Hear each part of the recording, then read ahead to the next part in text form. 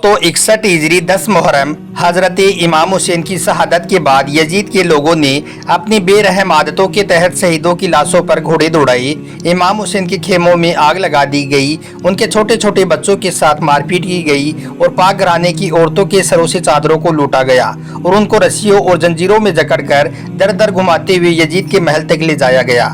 महल में हज़रत अली की शेर दिल बेटी और इमाम हुसैन की बहन हज़रत ज़ैनब ने एक ऐसा जोशीला खुतबा दिया जिसको सुनकर यजीद भी कांप गया था। आज के इस वीडियो में हम आपको हज़रत ज़ैनब के उसी खुतबे के बारे में बताने वाले हैं जिसको सुनकर आपकी भी आंखों में यकीनन आंसू आ जाएंगे। इसलिए आज का यह वीडियो आप सभी के लिए बहुत खास है। आप इसको आखिर तक ज़रूर देखें और हज़रत इमाम हुसैन की मोहब्बत में या हुसैन लिखकर अपने दोस्तों में शेयर भी कर दें ताकि और भी लोगों के पास यह वीडियो पहुँच जाए। तो चलिए दोस्तों शुरू करते हैं।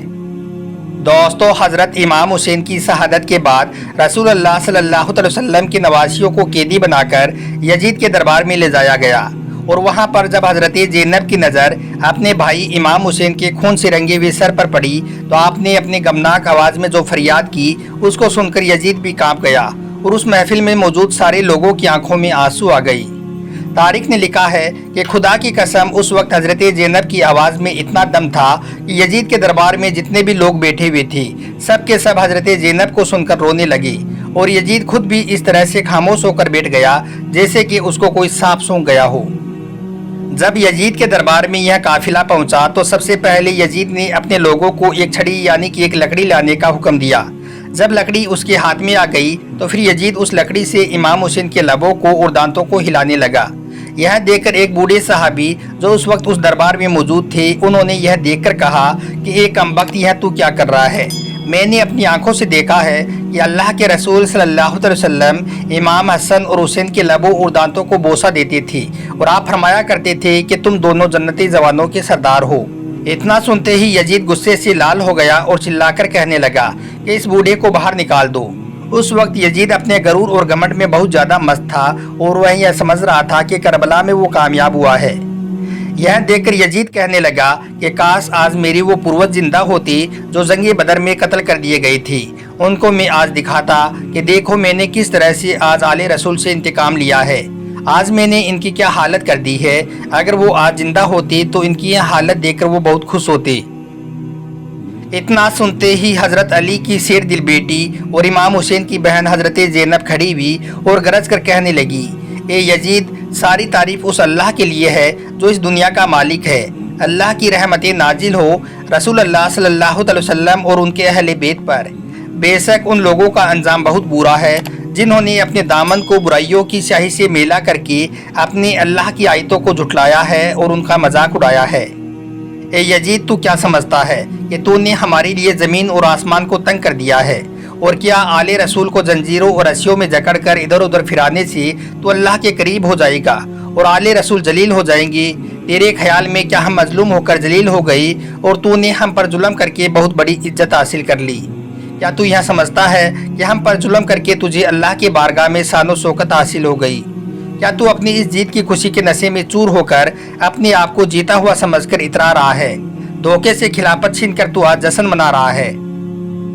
तो ए यजीद, सुन ले, अपनी गलत सोच पर गरूर और घमंड मत कर, होश में आ जा। क्या तूने अल्लाह के उस फरमान को भुला दिया है कि हक का इनकार करने वाले यह ना सोचें कि हमने उन्हें जो मौका दिया है वह उनके हक में बेहतर है, बल्कि हमने उन्हें ढील दे रखी है ताकि वह जी भर के अपने गुनाहों में इजाफा कर ले जिससे फिर वो कभी भी बाहर वापस ना आ सके। उनके लिए खौफनाक और दर्दनाक अजाब तय हो चुका है। ए हमारे बाप दादा के आज़ाद किए हुए गुलामों की औलाद, क्या तेरा यही इंसाफ है कि तू अपने घर की औरतों को तो चार दीवारी के अंदर और चादर में रखे और रसूलुल्लाह सल्लल्लाहु अलैहि वसल्लम की बेटियों को खुले सर दर दर घुमाता फिरे। ए यजीद, तूने अल्लाह के रसूल की बेटियों के सरों से चादरों को लूटा है और उनका अपमान किया है। तेरे हुक्म पर जालिमों ने रसूलुल्लाह की बेटियों को बेनकाब करके पूरे शहर में घुमाया है।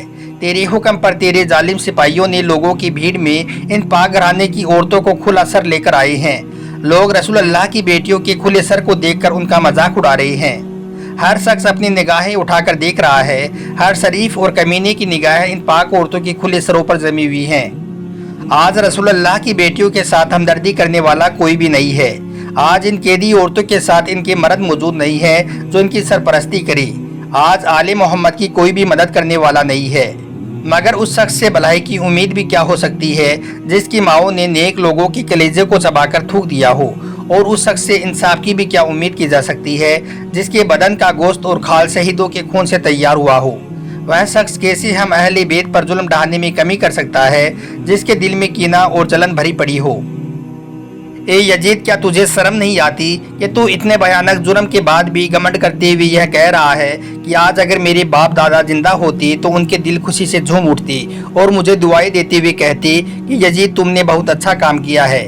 اے یزید، کیا تجھے شرم نہیں آتی کہ تو جنت کے جوانوں کے سردار حسین ابن علی کے مبارک دانتوں پر چھڑی مار کر گستاخی کر رہا ہے۔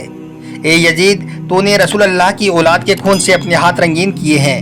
تو نے عبد المطلب کے خاندان کے ان جوانوں کو قتل کر ڈالا ہے جن کی عظمت اور کردار زمین کے کونے کونے کو روشن کیے ہوئے تھی۔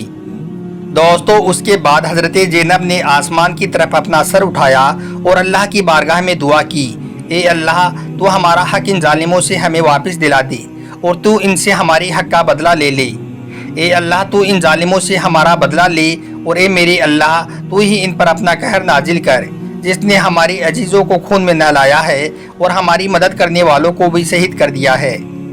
اے یزید، تو نے یہ جو بھی ظلم کیا ہے وہ تو نے اپنے آپ پر کیا ہے، تو نے کسی اور کا نہیں بلکہ خود کا ہی گلا کاٹا ہے۔ تو اللہ کے رسول کے سامنے کل ایک مجرم بنا کر لایا جائے گا اور تجھ سے تیرے اس گنہوں جرم کے بارے میں پوچھا جائے گا کہ تو نے رسول اللہ کی اولاد کا ناحق خون کیوں بہایا ہے اور رسول اللہ کی بیٹیوں کو ادھر ادھر بھٹکنے پر کیوں مجبور کیا تھا۔ اے یزید، یاد رکھ، اللہ تجھ سے آل رسول کا انتقام لے کر ان مظلوموں کا حق انہیں دلوائے گا اور انہیں دلی سکون عطا کرے گا، اس لیے کہ خود اللہ کا فرمان ہے کہ جو لوگ اللہ کی راہ میں قتل کر دیے گئے انہیں مردہ مت سمجھو، بلکہ وہ ہمیشہ باقی رہنے والی زندگی پا چکے ہیں اور اللہ کے یہاں سے روزی حاصل کر رہے ہیں۔ اے یزید، یاد رکھ، یا تو نے جو بھی ظلم آل محمد پر ڈھائے ہیں ہم اللہ کی بارگاہ میں اس کی شکایت کریں گی اور حضرت جبرائیل اس کی گواہی دیں گے، جس کے بعد اللہ اپنے عدل اور انصاف کی بنا پر تجھے سخت عذاب میں گرفتار کر دے گا، اور یہی بات تیری بری انجام کے لیے کافی ہے۔ اے یزید، یہ حالات کی مجبوری ہے کہ جو مجھے تجھ جیسے گھٹیا اور نیچ انسان سے مخاطب ہونا پڑ رہا ہے، لیکن یاد رکھ، میری نگاہ میں تو ایک نیچ اور گھٹیا انسان ہے، اور تجھ جیسے گھٹیا انسان سے بات کرنا بھی صرف لوگوں کا اپمان ہے۔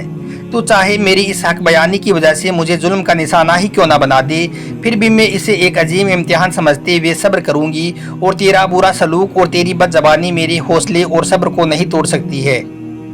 اے یزید، اگر آج تو ہماری مظلومیت پر خوش ہو رہا ہے اور اسے اپنے دل کی ٹھنڈک کا کارن سمجھ رہا ہے، تو یاد رکھ، جب قیامت کے دن اپنے اس گھٹیا عمل کی سزا پائے گا تو اس کو برداشت کرنا تیرے بس سے باہر ہوگا۔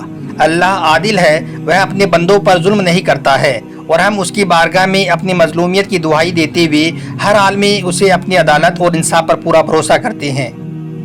اے یزید، تو چاہے جتنی مکاری اور چھل کپٹ کر لے اور جتنی چاہے کوشش کر لے اور دیکھ لے، لیکن تو نہ ہماری یاد لوگوں کے دلوں سے مٹا سکتا ہے اور نہ ہی اللہ کے پیغام کو تو جھٹلا سکتا ہے۔ تو نے جو گنہوں جرم کیا ہے اس کا دبا کبھی بھی اپنے دامن سے تو نہیں مٹا سکتا ہے۔ یاد رکھ، تیری حکومت بس کچھ ہی دن کی رہ گئی ہے، تیرے سارے ساتھی تیرا ساتھ چھوڑ دیں گے، اور یہاں تک کہ تیری اولاد بھی تیری اس حکومت پر نہیں تھوکے گی، پھر تیرے پاس پچھتاوے کے علاوہ کچھ بھی نہیں رہے گا، اور اس سمے بس ایک ہی آواز گونج رہی ہوگی کہ ظالموں پر اللہ کی لعنت ہو۔ ہم اللہ کی بارگاہ میں دعا کرتے ہیں کہ اللہ ہمارے شہیدوں کے ثواب کو اور بڑھائے اور ہم باقی بچے ہوئے لوگوں پر اپنا کرم فرمائے۔ بے شک اللہ کی رحمت نازل کرنے والا اور حقیقی مہربان ہے۔ ہمیں اللہ کی عنایت اور اس کے کرم کے علاوہ اور کچھ نہیں چاہیے، اور ہمیں کیول اسی پر بھروسہ ہے، اس لیے کہ اس سے بہتر اور کوئی سہارا نہیں ہے۔ دوستو، حضرت زینب کا یہ خطبہ سن کر یزید کے دربار میں جتنے بھی لوگ شامل تھے سب کی آنکھوں میں آنسو آ گئے، اور یزید خود بھی اس طرح سے بیٹھ گیا جیسے کہ اس کو کسی سانپ نے سونگھ لیا ہو۔